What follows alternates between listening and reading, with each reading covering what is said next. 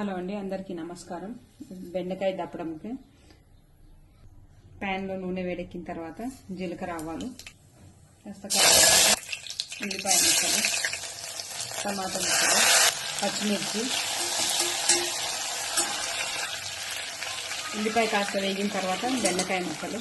బెండకాయ కాస్త పొడుగుగా కట్ చేసుకోవాలి. బెండకాయ పచ్చివాసన పోయేంత వరకు వేగనివ్వాలి.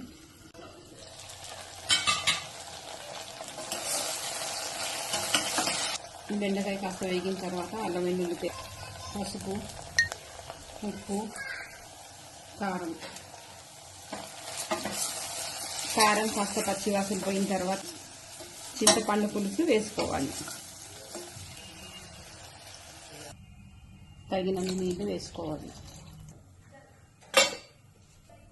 పులుసు మరిగే లోపు ఒక గిన్నెలో జొన్న పిండి లేదా శనగపిండి తీసుకొని కాస్త నీళ్లు వేసి కలిపి పక్కన పెట్టుకోవాలి. ఇలా పులుసు మరిగేటప్పుడు కలిపిన పిండి వేసి తిప్పుతూ వేసుకోవాలి. పిండి కలిపిన తర్వాత ధనియాలు, గరం మసాలా పొడి వేసి కలుపుకొని మరిగిన తర్వాత దించుకోవాలి. బెండకాయ దప్పడం రెడీ.